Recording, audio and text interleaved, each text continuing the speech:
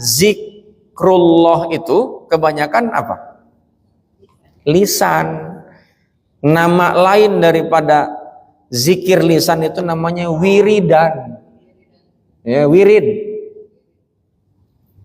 Maka tidak heran ada orang yang lisannya ngucapin la ilaha illallah, ngucapin Allahu Akbar, tapi pikiran dan hatinya kosong. Ya kan? Maka baginda Nabi menyampaikan kaitan dengan zikrullah ini supaya ini betul-betul bisa membentuk mental. Maka zikrullah yang diajarkan oleh Rasulullah, yang tentu Rasulullah itu yang ngajarin adalah Allah Subhanahu wa taala. Apa yang disampaikan oleh baginda Nabi Muhammad SAW? La yaqbalu du'aan min qalbin ghafilin lahin. Enggak ada di slide itu. Saya karena bikin slide-nya agak lama, jadi udah yang ada di dalam pikiran aja. Jadi kata baginda Nabi bahwa doa itu kan doa bagian daripada zikir. Itu tidak akan pernah sampai kepada Allah, apalagi diterima oleh Allah, sampai aja enggak. Ketika antara lisan, pikiran, hati dan perbuatan enggak nyambung, maka ditolak oleh Allah. Maka ada orang yang begini berdoa, ya Allah berikan aku mobil, ya Allah gimana bisa, orang kerja juga kagak, gitu kan? Nah, itu kan ditolak tuh sama hati, sama pikiran. Kira-kira kebeli nggak tuh mobilnya? Enggak. Orang dia kagak yakin, jangankan itu mau didatangkan, dia nggak yakin itu. Tapi ada orang meskipun dia diteriakin, dikatain sama orang, dia yakin, ya Allah bagi duit dong, ya Allah. Ada yang teriak-teriak tuh di Masjidil Haram. Pernah lihat gak videonya? Iya kan? Dan coba sekarang searching itu orang yang kemarin teriak-teriak minta duit itu, apakah sekarang udah kaya apa belum? Ternyata saya ada kirimin videonya, itu sekarang udah jadi konglomerat. Oh, iya kan? Kalau gitu saya mau berangkat ke umroh, ya coba aja. Iya. Cuman biasanya kalau ikut-ikutan gak berhasil.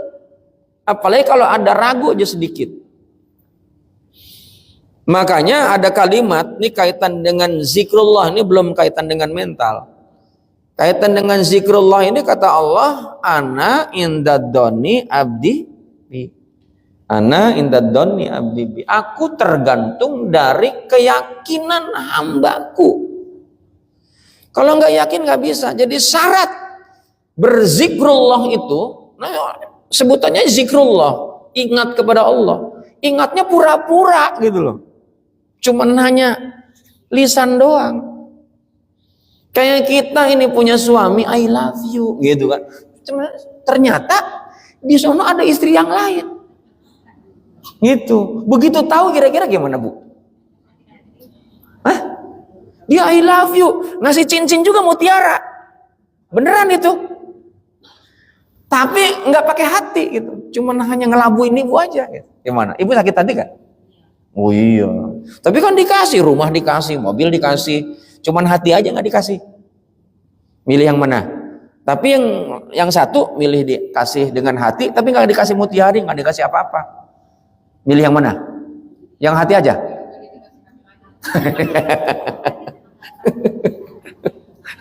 Aduh. Jadi itu namanya kepura-puraan. Nah sebab itulah kita nggak bisa nih berzikrullah hanya dengan lisan. Maka tidak heran banyak orang ada yang melakukan istighosah, melakukan doa bersama, ya kan, zikir bersama. Tapi kok begini-begini aja gitu kan? Ya itu yang harus dikaji. Nah sebab itulah ibu-ibu, bapak-bapak yang dirahmati Allah Subhanahu Wa Taala, maka zikrullah ini yang lebih luas ya, mencakup berbagai bentuk ibadah yang bertujuan untuk mengingat Allah. Bisa saja nggak ngucapin lafaz gitu, nggak ngucapin lafaz apa-apa. Ketika kerja, ada duit yang geletak, ya kan? Kayaknya ini bukan duit saya. Tapi kan di dalam batin ini berkecamuk. Ini kamu kan lagi perlu, anak belum bayaran sekolah, apalagi istrimu uring-uringan. Ini ada duit, satu gepok itu lumayan 50 juta. Ya kan? Tapi kemudian ingat sama Allah.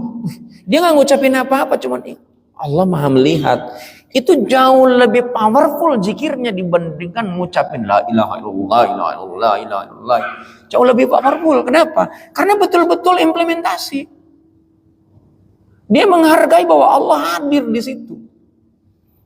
Sementara ada orang yang zikir, dia ngucapin lafaz, bukan saya merendahkan orang yang wirid begitu, enggak. Itu jauh lebih powerful gitu. Itu yang kemudian yang kelak akan membentuk mental. Mentalnya apa? Mental jujur. Mental amanah.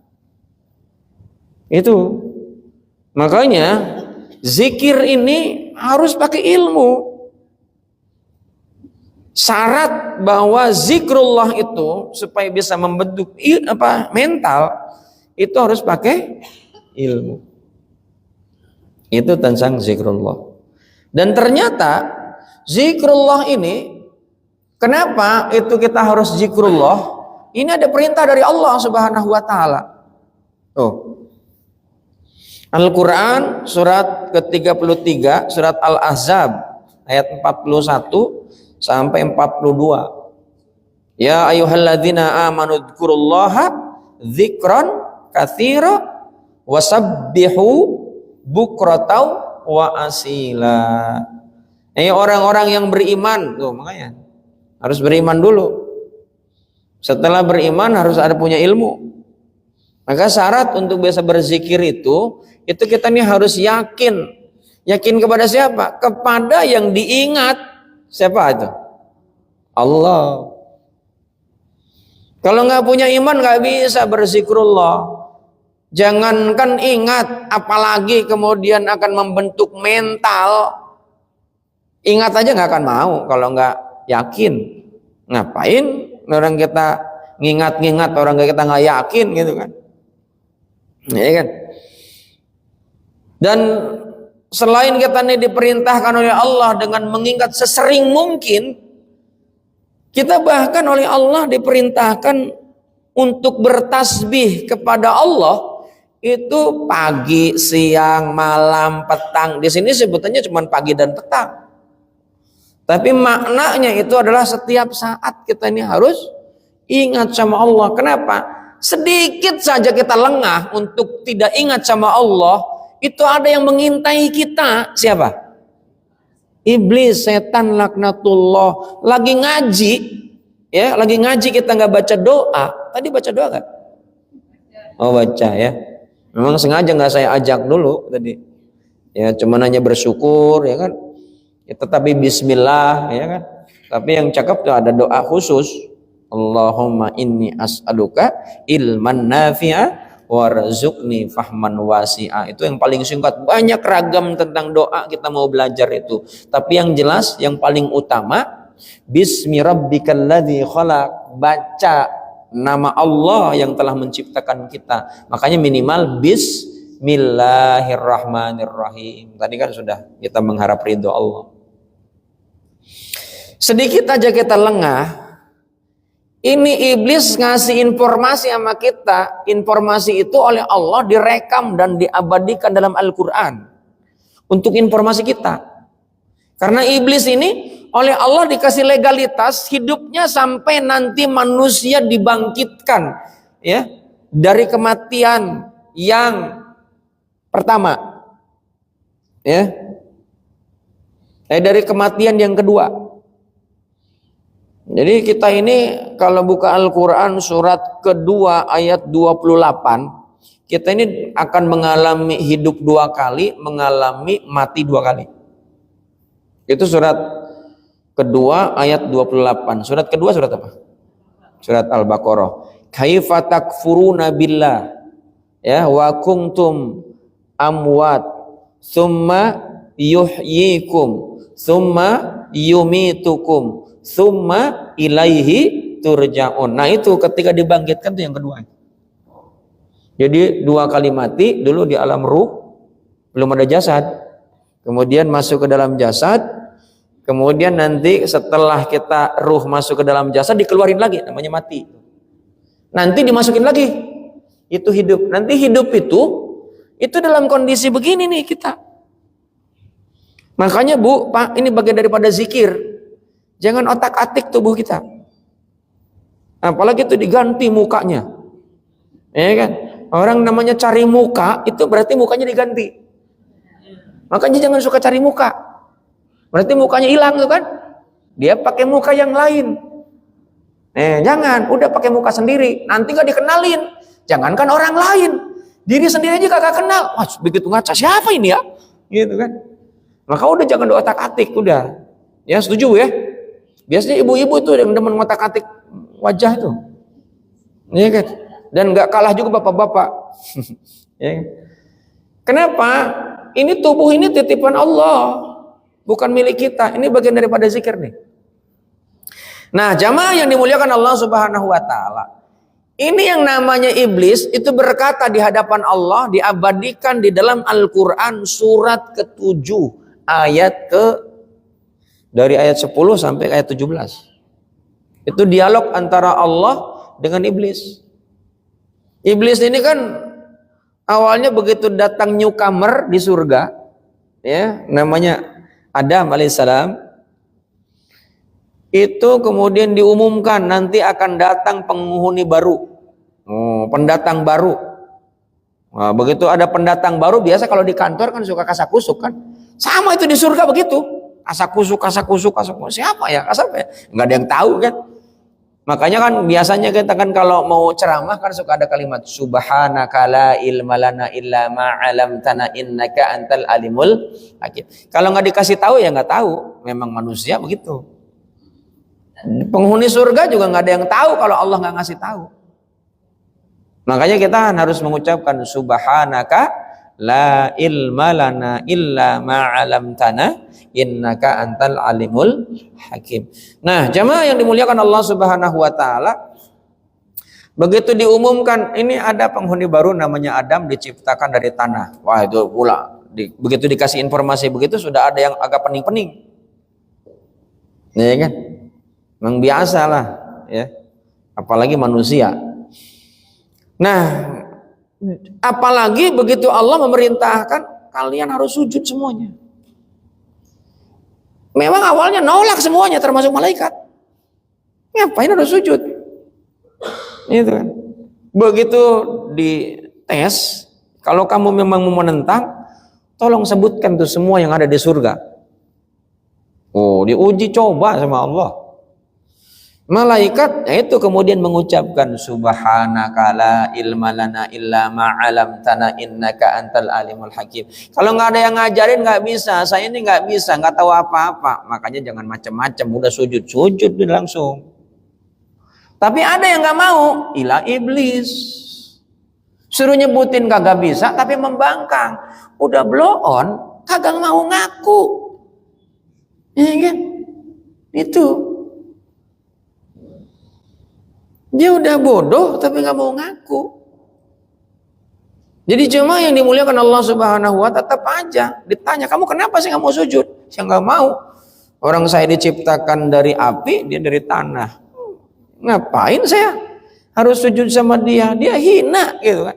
Makanya nih ya, tanah, api itu materi bukan? Saya tanya, materi atau non materi? Materi. Makanya lihat orang yang terlalu bangga dengan materi, sama nggak dengan iblis? Hati-hati itu. Iblis itu bangga sama materi. Dia nggak pernah tahu dan sadar yang memerintahkan sujud Nabi Adam apa Allah? Allah. Iblis yang ciptain siapa? Allah. Dia nurut nggak sama Allah? Enggak. Padahal yang merintahkan Allah apa Nabi Adam? Allah. Dia nggak lihat itu siapa yang merintah. Itu kenapa? Karena dia bangga dengan materi, tertutup itu siapa yang merintah. Gitu. Kayak ibu jadi istri gitu kan, karena disuruh sama suami, lo, gua kan sama-sama capek, gua juga ngurusin rumah, ya kan. Ini juga pengajian baru kali ini doang, gitu kan. Ya kan. Ini main disuruh-suruh aja. Dia nggak sadar tuh bahwa yang memerintahkan taat kepada suami itu bukan suami, tapi Allah. Tuh kalau membangkang kayak begitu, sama nggak tuh? Sama nggak? Nah iya, hati-hati itu. Jadi jamaah yang dimuliakan Allah Subhanahu wa taala, maka diusir tuh iblis. Begitu diusir, oh ya oke, saya keluar dari surga. Tapi dia ini udah nggak tahu diri tuh memang iblis itu. Sama kayak Israel kayak gitu. Iya kan, nggak tahu diri. Udah ditolongin malah dia nyaplok. Itu iblis memang. Iya kan? Israel kan memang iblis kan. Jadi jamaah yang dimuliakan Allah Subhanahu wa taala, dia minta sama Allah, qala anzirni ila yauma yub'atsun. Ya Allah, tolong tangguhkan usiaku sampai manusia dibangkitkan. Itu doa. Doanya iblis. Pertanyaannya dikabul enggak sama Allah? Dikabul enggak? Kabul. Allah itu Maha Rahman Maha Rahim. Iblis yang paling terlaknat saja doanya dikabul. Jadi kalau tentang perkara doa dikabul, jangan bangga dulu. Kalau diberkahi belum tentu. Ya Allah minta duit ya Allah, belum tentu itu mesti dikasih duitnya, belum tentu berkah. Kalau dia malah tambah jauh dengan Allah. Untungnya ini yang minta duit yang di tanah suci itu, dia dekat sama Allah, dia bersedekah, berderma gitu. Gitu. Nah jemaah yang dimuliakan Allah Subhanahu wa taala, begitu dikabul, memang iblis namanya juga kan, itu nggak pernah puas. Dikasih umur sampai kiamat itu, dia bersumpah di hadapan Allah, qala anzirni ila yauma yub'atsun, qala fabima aghwaytani, di ayat ke-16 tuh, qala fabima aghwaytani la aqudanna lahum siratal mustaqim. Dengar hai Allah, gitu kalau bahasa saya. Karena engkau sudah membuat aku ini terusir dari surga, maka akan aku sesatkan seluruh umat manusia. Itu janji iblis tuh. Kata Allah, silakan, dipersilakan oleh Allah. Jadi iblis tuh udah dapat legalitas, sudah dapat SK dari Allah. Untuk apa? Nggelincirin manusia. Dan lihat, iblis ngasih tahu caranya menggelincirkan manusia itu di ayat ke-17. Tsumma la'atiyannahum min baini aydihim wa min khalfihim wa an aymanihim wa an samailihim wa la tajidu aktsaruhum syakirin. Maka akan aku datangi itu manusia-manusia itu dari beragam arah, depan, belakang, kanan, kiri. Makanya lagi ngaji kadang-kadang bukan lagi ngedengerin ilmunya, malah ngeliatin ustadznya. Ya kan, nih ustadznya masih muda. Padahal di sini ada bininya lagi ngikut, bininya ada istri saya di sini. Istri saya ngikutin. Dia ngebayangin ustadz, gimana saya kalau jadi istrinya ya, gitu. Astagfirullahaladzim, ya kan? Nggak boleh begitu. Itu namanya jinah imajinasi, nggak boleh. Ya kan? Nah sebab itulah karena setan ngegodain kita terus Pak, depan, belakang, kanan, kiri. Makanya Allah memerintahkan, ya ayyuhalladzina amanu dzkurullaha dzikran katsira wasabbihu bukratan wa asila. Jangan pernah lengah zikir sama Allah.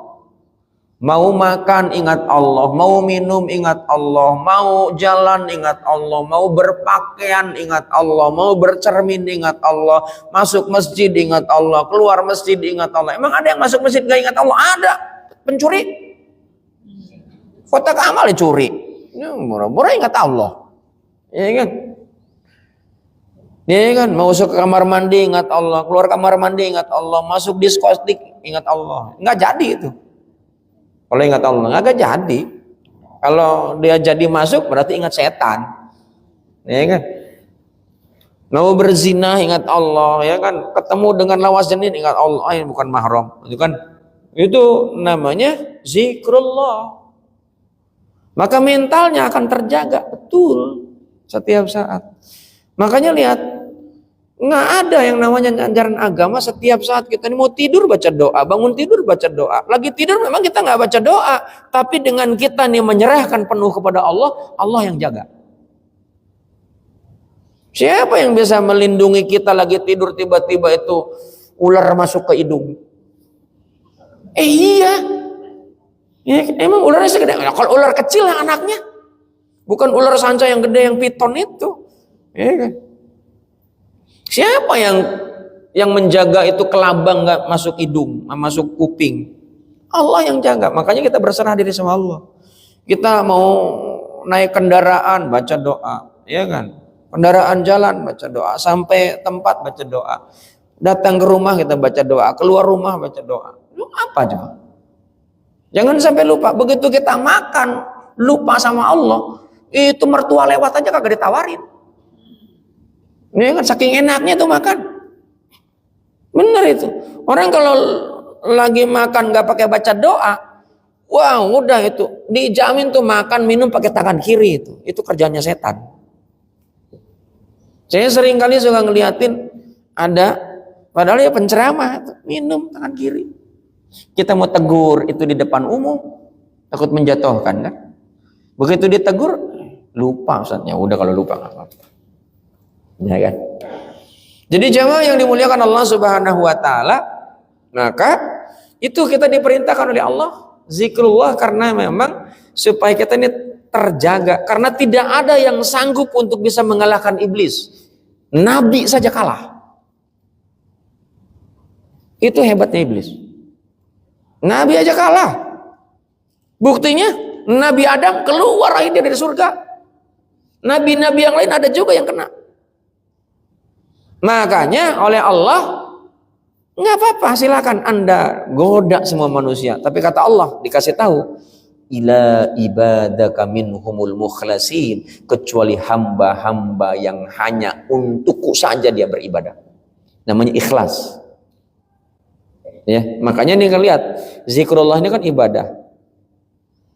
Dan kata Allah, aku gak akan nerima ibadah dari hamba-hamba yang gak ikhlas. Wa ma umiru ilal liya'budullaha mukhlishina lahuddina hunafa. Surat Al-Bayyinah ayat 5. Makanya zikrullah itu, kita rame-rame bikin istighojah rame-rame. Ternyata ada maunya. Nah, itu mah bukan ikhlas.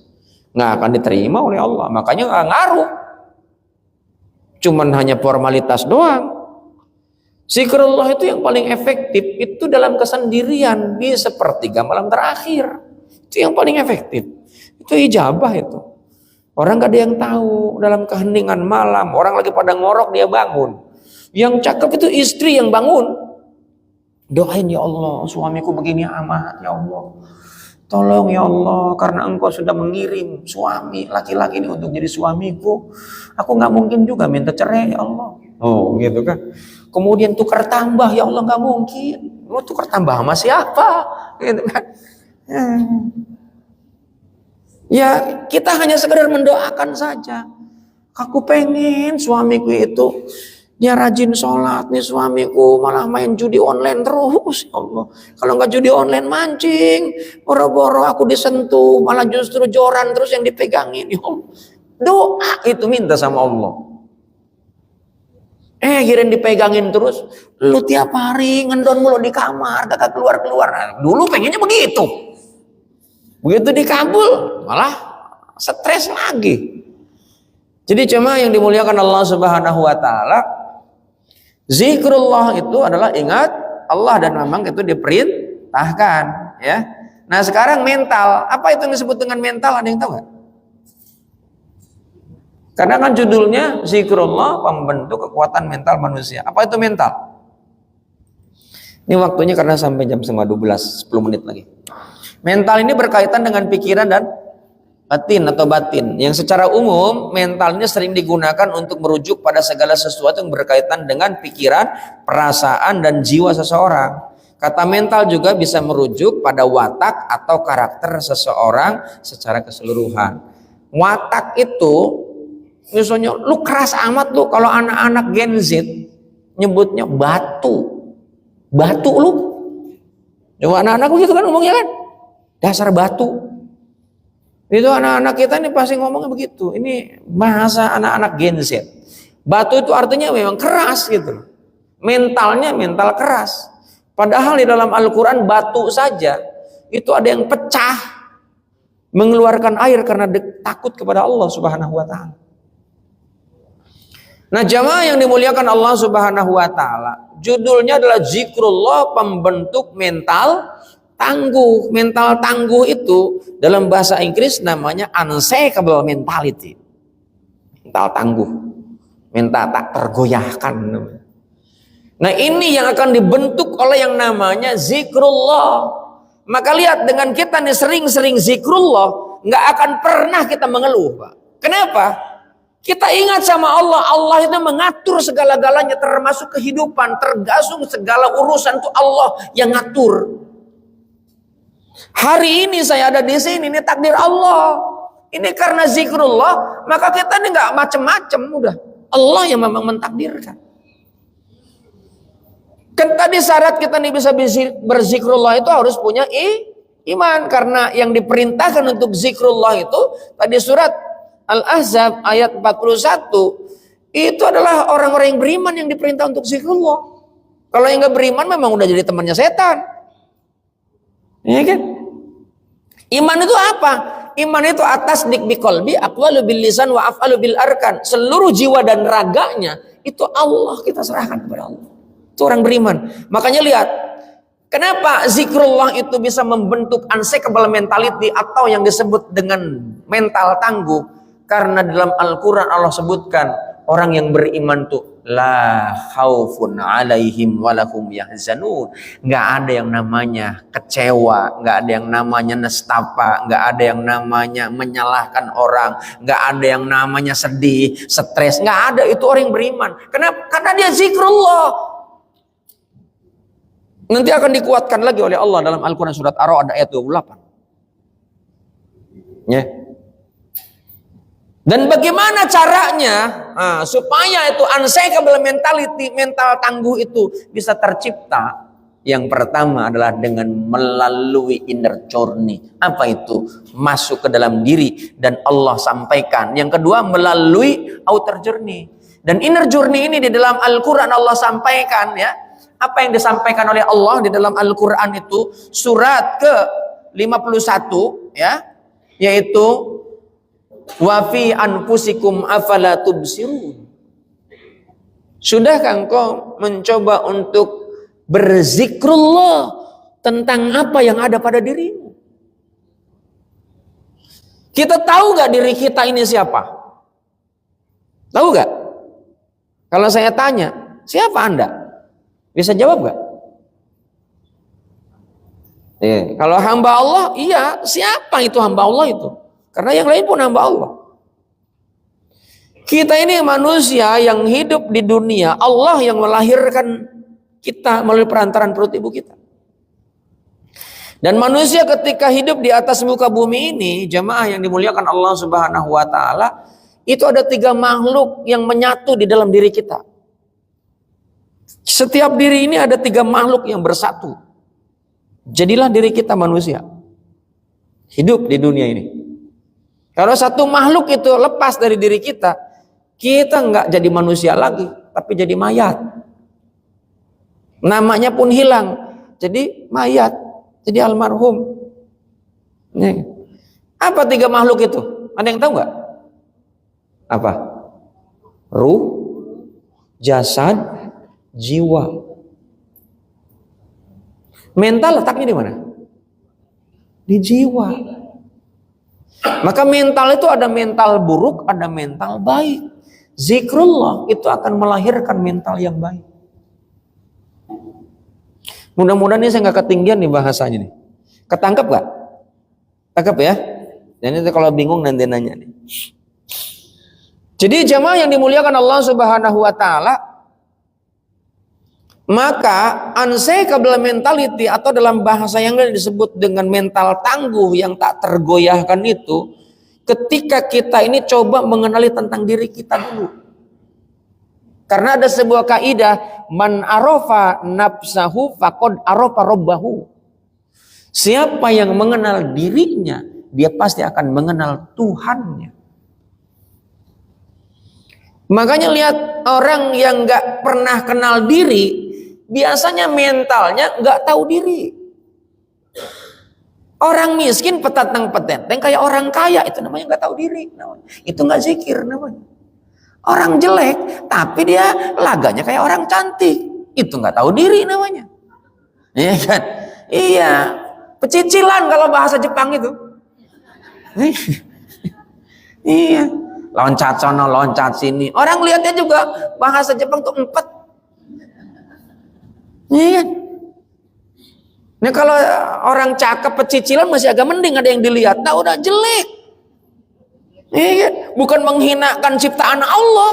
Dia nggak tahu diri, itu namanya. Orang yang ngaca diri namanya. Ya kan, ngaca itu. Udah tahu, mohon maaf. Saya bukan body shaming, ini hanya sebagai sebuah contoh aja. Jangan tersinggung. Ya kan? Udah badan gede pakai baju merecet. Ya kan? Ya disesuaikan. Itu nggak zikir namanya, nggak zikir diri namanya. Ya kan? Nanti jadi omongan orang, begitu diomongin orang tersinggung lagi. Ya. Ya kan kalau badannya gede, bajunya agak longgaran kayak gitu. Ya kan? Jadi coba yang dimuliakan Allah Subhanahu wa taala, lihat kalau kita merenung masuk ke dalam diri kita, ini ada yang namanya ruh, ada yang namanya jasad, ada yang namanya jiwa. Dan jiwa itu adalah hasil bentukan persatuan antara ruh dengan jasad menyatu, muncullah jiwa. Maka kalau ruh dipisah dengan jasad, jiwanya mati. Makanya ada kalimat di dalam Al-Quran, kullu nafsin dha'iqatul maut. Bahasa Arab jiwa itu nafs namanya. Dan jiwa ini dalam Al-Quran surat Yusuf ayat 53, wa ma ubari'u, ya, bahwa yang namanya kita ini di dalam Al-Quran dikasih informasi, innan nafsa la amaratu bisu. Sesungguhnya jiwa ini cenderung kepada yang buruk. Tapi ini kalimatnya kan masih ada terusannya. Ila ma rahima rabbi, kecuali yang dekat dengan Allah. Nah dekat dengan Allah bagaimana? Jiwanya sering zikrullah. Kalau jiwanya sering zikrullah akan menemukan yang disebut dengan ketenangan. Bahasa Arab tenang itu namanya sakinah. Dan praktek yang bisa mengantarkan sakinah apa? Di antaranya? Di antaranya apa? Tuh ada yang nikah. Ya kan? Sakinah, mawadah, warahmah. Jadi kalau ibu-ibu nikah, runyem, ngumet, berarti ada yang salah gitu. Kalau saya mau punya bini, happy-happy aja. Makanya tiap hari pengen nempel aja sama bini. Iya, oh, istri saya ada ini. Tinggal istrinya saya aja, capek, dibilang gitu. Jadi kalau dideketin suami, nah itu memang berarti happy. Dan kenapa? Oh, tidur di pangkuan istri itu tenang, happy gitu kan. Ya kan? Jadi kalau ada tidur di pangkuan istri gerasa kerusuk, wah itu kagak beres itu. Ya kan? Giliran di pangkuan yang lain tenang, ah itu istidraj itu namanya. Pak, kalau bapak nih tenang dengan istri orang lain, istidraj itu. Oh iya.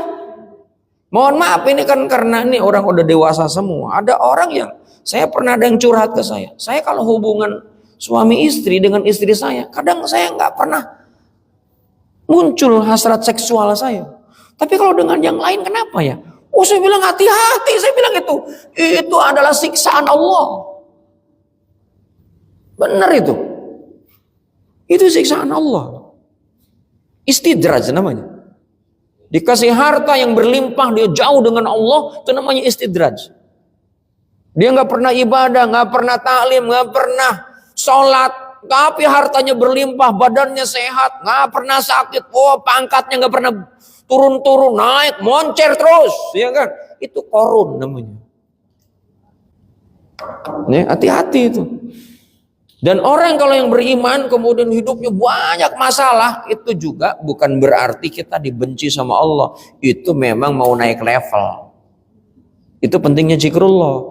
Maka lihat pentingnya iman, karena dengan iman itu unshakable mentality. Bagaimana supaya unshakable? Kita harus masuk dulu ke dalam diri, kenalin diri kita, supaya kita ini bisa berzikrullah kepada Allah. Sebelum zikrullah kepada Allah, kita mencoba untuk merenungkan tentang kita ini siapa. Makanya lihat, ada seorang ulama menyebutkan ketika zikrullah itu dilakukan secara terus-menerus, maka itu akan melahirkan 3 kesadaran utama. Yang pertama adalah kesadaran tentang ketuhanan. Dia akan kenal tentang Tuhan. Yang kedua adalah kesadaran tentang diri. Yang ketiga adalah kesadaran tentang sosial. Gitu.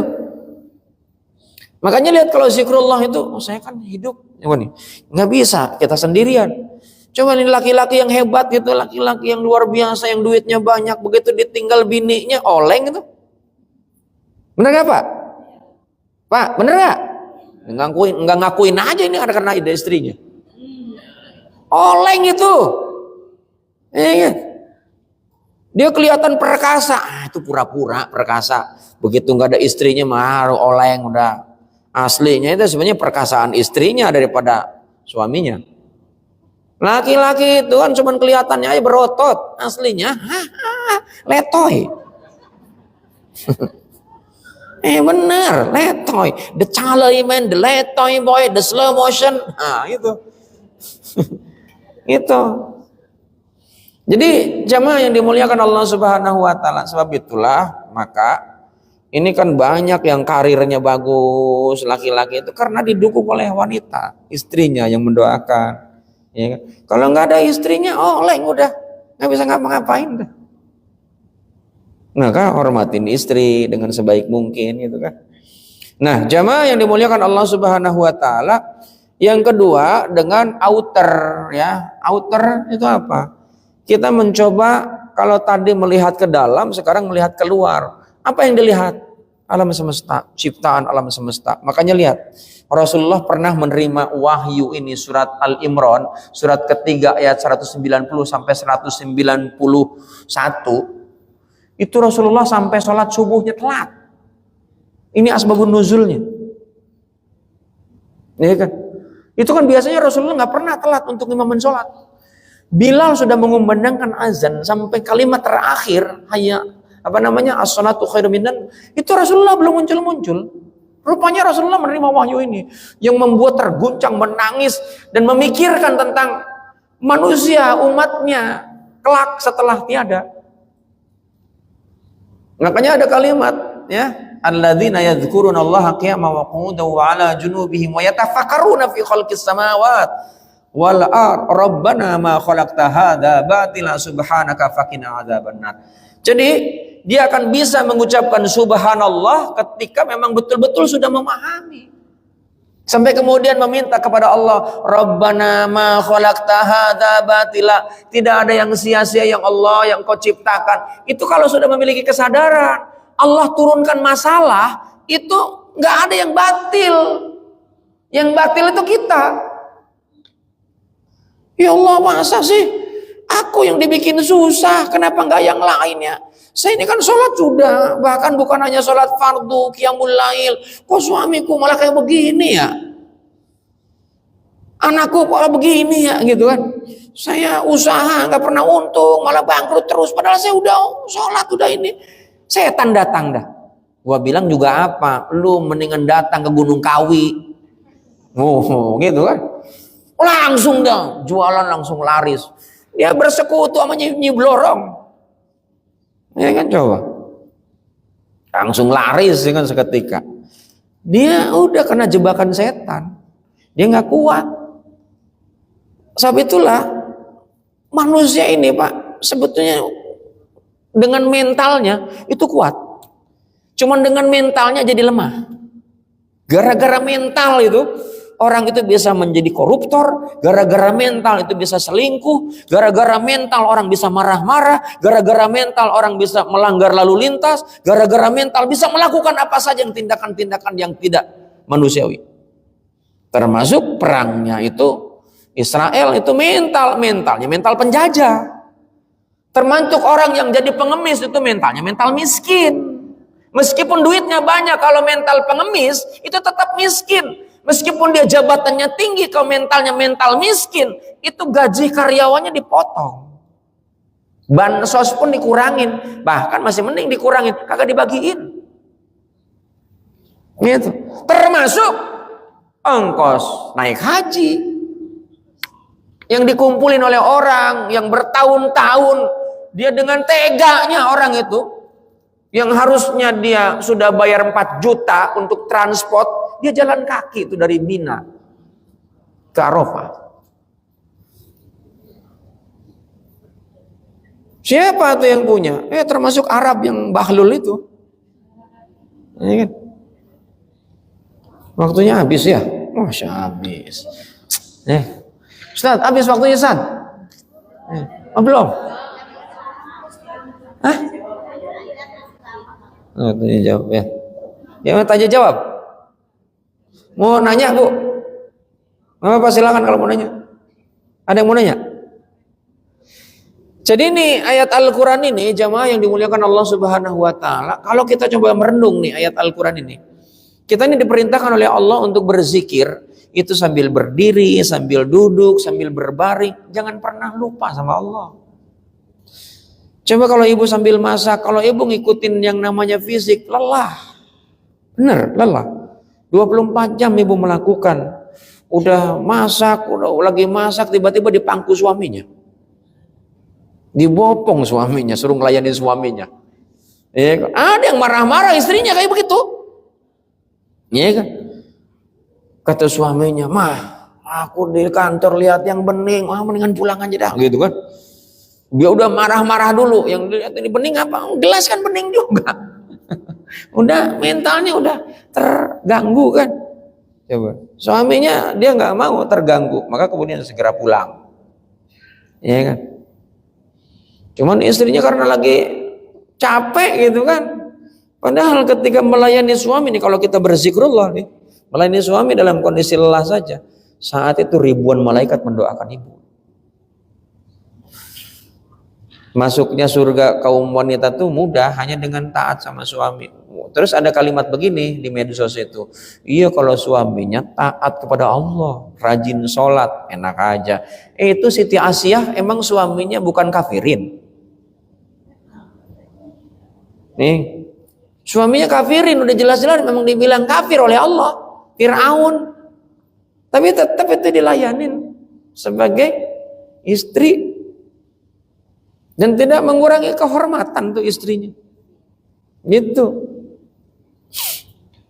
Jadi jemaah yang dimuliakan Allah Subhanahu wa Ta'ala, maka kalau kemudian kita ini terus melakukan yang namanya inner journey, ya, dengan coba kita nih mengenali tentang diri kita sendiri ya dengan sebaik mungkin, kemudian kita coba ketika lihat alam semesta kita mengagungkan Allah, melihat yang namanya alam semesta ini. Kalau kita buka Al-Quran ada kalimat langit yang 7, bumi semua yang ada di dalamnya bertasbih memuji Allah ya. Ini lihat ayatnya nih. Ini kenapa kita diperintahkan untuk outer? Ini lihat tuh, langit yang 7, bumi dan semua yang ada di dalamnya senantiasa bertasbih kepada Allah. Tidak ada sesuatu apapun kecuali senantiasa bertasbih dengan memujinya. Tetapi kamu tidak mengerti tasbih mereka, sesungguhnya Dia Maha Penyantun lagi Maha Pengampun. Langit saja bertasbih, berzikir kepada Allah. Nggak ada yang menentang. Kalau sedikit aja menentang tuh matahari, padam itu cahayanya, gelap tuh dunia ini. Itu karena berzikir kepada Allah. Nah, sebab itulah jamaah yang dimuliakan Allah Subhanahu wa Ta'ala, kalau kita sudah inner outer, Pak, itu kelak akan muncul ya mental yang disebut dengan scarcity mentality. Apa itu scarcity mentality? Mental yang senantiasa beruntung. Ya. Mental kekurangan. Mental yang senantiasa merasa kurang. Dia nggak pernah bersyukur, namanya scarcity mentality itu. Nah, orang-orang kayak gini nih karena memang dia nggak pernah zikir, mentalnya diisi oleh yang negatif, karena setan masuk. Setan itu kan yang nakut-nakut, setan tuh nggak bisa ngapa-ngapain sama kita sebenarnya aslinya, cuma hanya nakut-nakutin.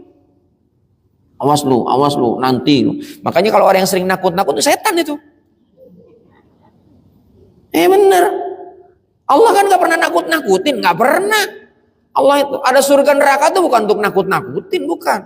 Cuma hanya ngasih informasi aja. Setan tuh yang ngerjain nakut-nakutin.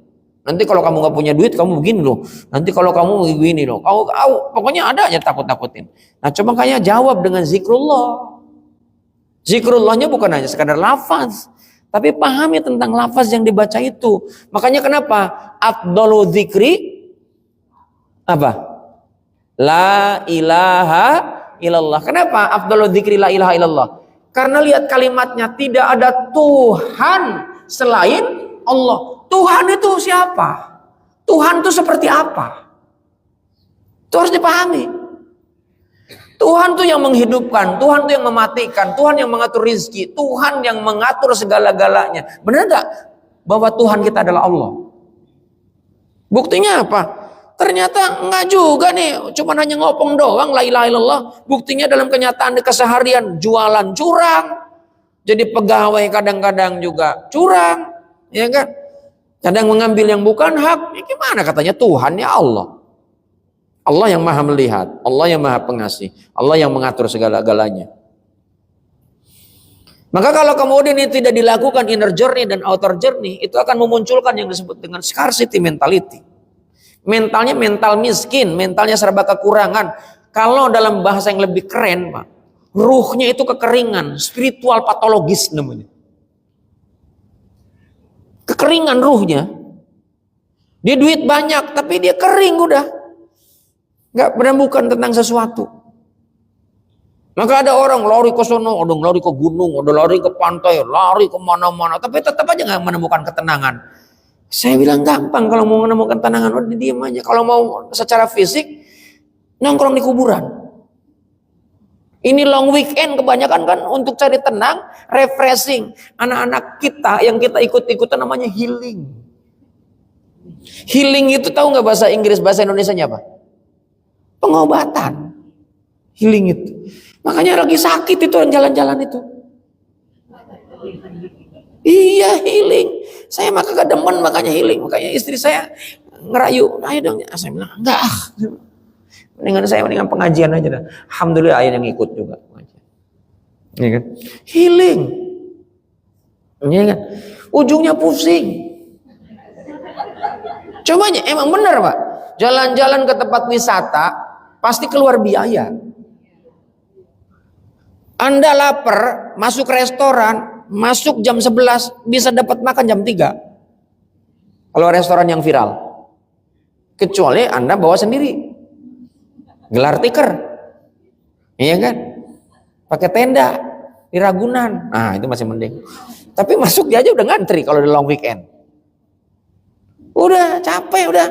Maka saya bilang udah di medsos saya bilang kalau mau long weekend yang pengen happy nongkrong di kuburan, nggak pakai keluar duit. Bener itu. Kalau nggak di kuburan Bapak nongkrong di RSCM. Tempat pendaftaran itu banyak orang sakit, liatin, dijamin Bapak akan nangis. Kenapa? Bersyukur. Yang lain ada yang kakinya nggak ada yang kepalanya cuma separoh. Serius itu. Kita akan betul-betul bersyukur kepada Allah. Ya Allah, terima kasih meskipun saya ini kadang menggap-menggap, nggak punya duit, tapi saya alhamdulillah masih punya tubuh yang sempurna. Mungkin mereka duitnya banyak, tapi mereka bisa nggak ternikmati. Masih bisa ngaji gitu. Coba kalau jalan-jalan tambah keras hati, udah macet, keselip dikit, udah marah, dasar lu setan gitu. Keserempet spion dikit aja pada lecet juga kagak. Turun, spion orang dipatahin. Oh, itu kan temperamennya udah, mentalnya jadi mental negatif aja. Makanya udah pengalaman gue, saya malas tuh jalan-jalan itu. Ya paling sesekali, itu pun saya lebih cenderung saya kalau jalan ada tujuannya silaturahim gitu kan. Bener itu, duit habis. Ya kan? Makanya saya alhamdulillah begitu badai datang Covid, Pak. Saya masih punya simpanan gitu, safety terhadap yang namanya finansial itu. Kenapa? Kita nih nggak ada yang tahu. Surat Luqman ayat 34 tuh, wa ma tadri nafsun madza taksibu ghadan. Nggak ada yang tahu tuh apa yang bakal terjadi esok hari. Maka tugas kita adalah mempersiapkan diri setiap saat. Jangan pernah kita merasa esok saya masih ada. Jangan. Ada yang tahu kita nih. Wa ma tadri nafsun bi ayyi ardin tamut. Tapi kalau kita nih sudah melakukan inner journey, outer journey, kita nih melakukan zikir, mengkoreksi terhadap apa yang ada di dalam diri, memikirkan tentang apa yang di dalam diri, kemudian memikirkan tentang ciptaan-ciptaan Allah yang ada di luar, maka akan lahir yang disebut abundant mentality, mental yang berkelimpahan. Hidupnya senantiasa happy setiap saat. Alhamdulillah ya Allah, thank you God, gitu kan. Bangun tidur itu semangat. Alhamdulillah ya Allah, aku masih hidup. Terima kasih ya Allah, engkau pasti akan sudah disiapkan rezeki untukku. Gitu. Kenapa? Karena kita optimis. Allah yang maha segala-galanya. La khaufun alaihim walahum yahzanun. Nggak ada kekhawatiran dengan kehidupan. Ini enggak jualan. Hari ini laku enggak ya? Laku enggak ya? Laku enggak ya? Diludahin tuh mangkoknya. Kenapa? Karena kata dukunnya suruh ludahin supaya laku. Coba kan? Udah nggak beres semua gitu. Udah cukup ya. Jam setengah 12 nih. Jam 12 kurang. Ada yang mau nanya? Bapak mau nanya, Pak? Ini apa yang saya sampaikan? Anggap apa enggak saya? Ini. Oh, silakan. Ini mic Ibu. Dan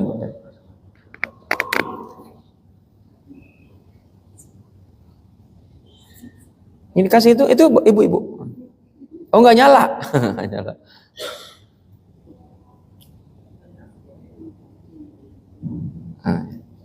Assalamualaikum warahmatullahi wabarakatuh. Waalaikumsalam warahmatullahi wabarakatuh. Kita tadi sudah mendengarkan sikir-sikir yang harus diaspari untuk orang manusia. Kita sikir itu kita tahu banyak terus ada kayak tuh umpama kita ada sikirnya ini untuk kesehatan sikirnya ini itu pengamalannya bagaimana ya Ustaz? Terus sama kita kan dikasih hal nafsu misalnya. Ada tadi nafsu yang dipilih oleh Allah Subhanahu Wa Taala. Tapi ada nafsu yang kita itu nggak bisa kita kontrol. Gimana kita manage nafsu kita yang tidak kontrol itu dengan zikir yang bisa kita lakukan. Jadi lagi apa itu lebih psikomat begitu Ustaz. Terima kasih Ustaz. Ya. Kaitan dengan zikir-zikir tadi, ini bacanya ini bacanya. Itu namanya bacaan. Tapi kalau zikrullah itu bisa saja tanpa bacaan. Wirid itu adalah bagian daripada zikrullah. Karena biasanya ini kata-kata yang keluar, terdengar, itu adalah hasil representasi dari hati.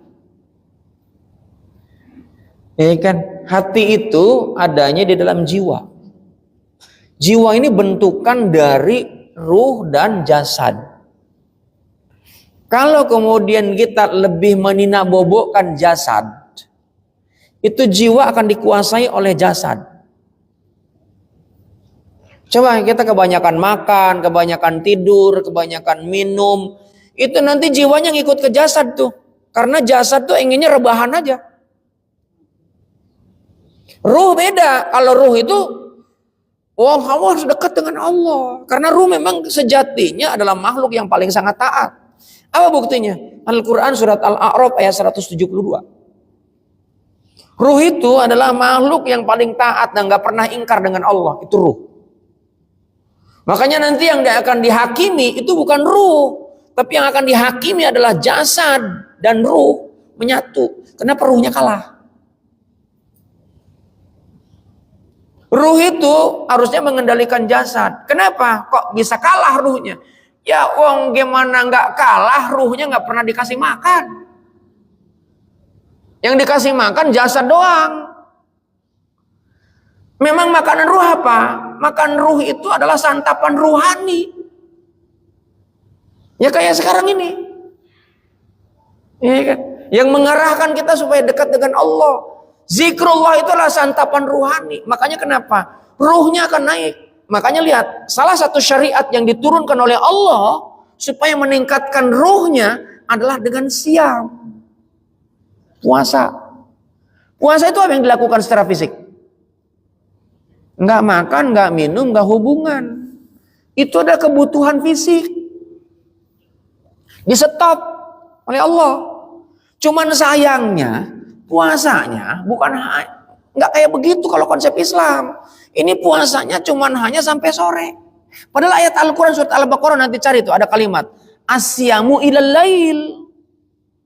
Puasa itu sampai malam. Cuman kalau puasa malam menahan doang, bukan nggak makan. Makan ala kadarnya. Rasulullah tuh ketika buka sebutir kurma, seteguk air, setelah itu sholat. Ini emang enggak. 2 piring lontong, 2 piring bakwan, plus sambal kacang, ya kan? Lontong sayur, siapa lagi? Ya, udah. Itu enggak puasa, udah. Ya udah, begitu mau sholat, memang fisik udah enggak tahan, rebahan. Itu memang maunya fisik begitu. Makanya lihat orang yang healingnya itu jalan-jalan itu hanya meninabobokan mata, kuping. Nggak akan bikin tenang hati, apalagi keluar duit banyak. Yang ada pusing, ya kan? Ujungnya terpelanting. Ya. Gitu Bu. Jadi bacaan-bacaan itu memang diajarkan Rasulullah secara ritual. Tapi secara esensial, kita ini harusnya dengan bacaan itu paham tentang isinya. Sama hanya orang ibadah puasa, ibadah sholat, ibadah haji, hanya ritual. Saya nulis buku tentang haji, itu membahas tentang esensial. Saya nulis buku tentang The Balance Way, jalan keseimbangan. Cuma nggak saya bawa nih bukunya. Jadi, kenapa banyak orang yang pulang haji nggak membawa dampak. Saya kemarin diskusi sama salah satu deputi BPH. Saya bilang harus dirubah konsep haji itu. Selain memang dari sisi sistem, dari sisi pemahaman, itu bukan hanya sekedar manasik fisik, manasik ruhnya juga harus dilakukan. Ini kan boro-boro manasik ruh, manasik fisik aja sambil jalan. Masih mending sambil jalan, kadang-kadang enggak. Kenapa? Kejar target. Apalagi travel, mohon maaf. Kadang-kadang enggak dilakukan, Pak. Kenapa? Wong dia genting, Pak. Itu yang namanya pesen tiket pesawatnya udah mendesak, udah manasik di sana aja, di tempat. Disuruh ke mutawif udah ngurusin itu segala macam. Ini enggak terjadi tuh manasik. Boro-boro ada manasik hati. Akhirnya pulang dari sono yang kayak travel, yang jamaah hajinya mah biasa aja, jamaah umrohnya juga biasa aja. Terus ditanya lagi, kapan mau umroh? Ya supaya dia dapat duit lagi tuh travel. Mohon maaf kalau ada orang travel.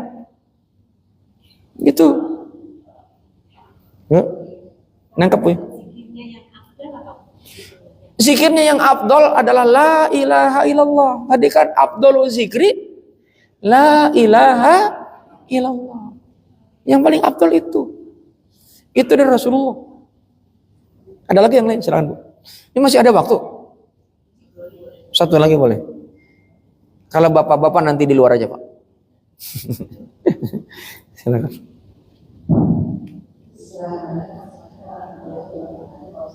Ya.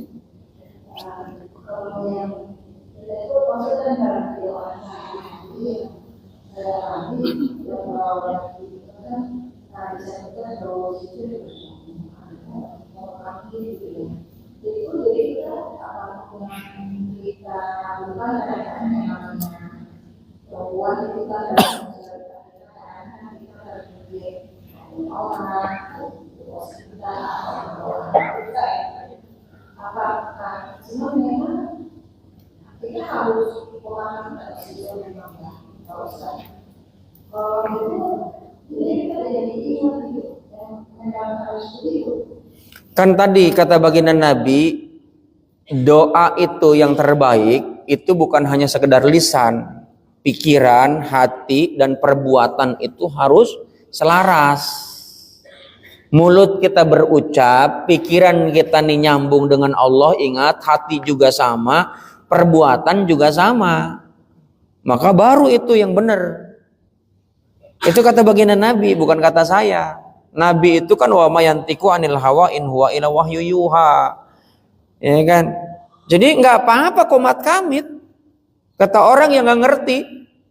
Bagi yang paham sih, ya di qomat kamit kan ada bacaannya. Misalnya apa? Hasbunallah wa ni'mal wakil, ni'mal maula wa ni'man nasir. Hasbunallah wa ni'mal wakil, ni'mal maula wa ni'man. Ibu paham nggak tuh artinya? Jangan-jangan nggak paham. Banyak orang yang baca doa nggak tahu itu isinya.